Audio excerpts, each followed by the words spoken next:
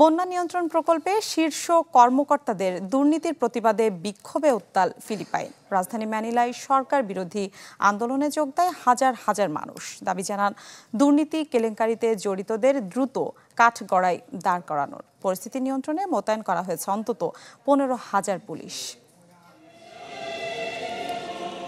ভুয়া বন্যা নিয়ন্ত্রণ প্রকল্পের নামে বিপুল অর্থ আত্মসাতের অভিযোগে আবারও পথে নেমেছেন ফিলিপাইনের হাজারো মানুষ। রোববার সাদা পোশাকে ট্রান্সপারেন্সি নট কনস্পিরেসি লেখা প্ল্যাকার্ড হাতে ম্যানিলার রিজাল পার্কে জড়ো হন অন্তত 27,000 মানুষ। শুধু অর্থ আত্মসাতি নয়, বন্যা নিয়ন্ত্রণ প্রকল্পে নিম্নমানের উপকরণ ব্যবহার করেছেন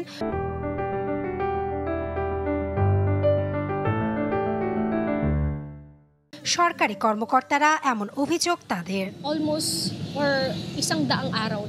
প্রায় 100 দিন পার হয়ে গেছে। প্রচুর তথ্য প্রমাণ থাকা সত্ত্বেও এখন পর্যন্ত কাউকে কারাগারে পাঠানো যায়নি। প্রাকৃতিক দুর্যোগে জর্জরিত দেশটিতে বন্যা, ঘূর্ণিঝড়, টাইফুনের আঘাত যেন নিত্যদিনের ঘটনা। যদিও দুর্যোগ মোকাবেলায় ফিলিপাইন সরকার ব্যয় করেছে কোটি কোটি পেসো। তবে দেশটির অর্থ বিভাগের তথ্য মতে গেল 3 বছরে বন্যা নিয়ন্ত্রণ প্রকল্পে দুর্নীতির কারণে প্রায় $2 বিলিয়ন ক্ষতির মুখে পড়েছে ফিলিপাইন। আর এসব দুর্নীতির সাথে জড়িত খোদ প্রেসিডেন্ট ফার্দিন্যান্ড মার্কোস জুনিয়রের ঘনিষ্ঠরাও। তাই বিক্ষোভকারীদের অনেকের দাবি প্রেসিডেন্টের পদত্যাগ। বন্যা নিয়ন্ত্রণ প্রকল্পগুলোতে দুর্নীতির অভিযোগে সরকার যে তদন্ত পরিচালনা করছে তার গতি অত্যন্ত ধীর।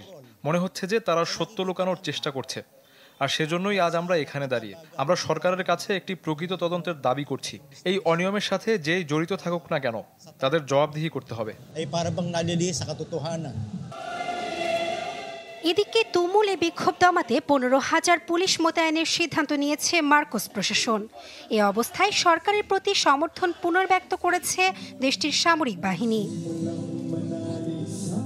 গেল জুলাইয়ে প্রথমবারের মতো সরকারি প্রকল্পে দুর্নীতির বিষয়টি সামনে আসে। প্রতিবাদে সেপ্টেম্বরে একদফা বিক্ষোভ করেন ফিলিপাইনের সাধারণ মানুষ। সে সময় গ্রেপ্তার করা হয় অনেককে। এদিকে আসছে বড়দিনের আগেই দুর্নীতিতে জড়িতদের বিরুদ্ধে ব্যবস্থা নেওয়ার প্রতিশ্রুতি দিয়েছেন president Marcos. Nasrin Akter, channel 24।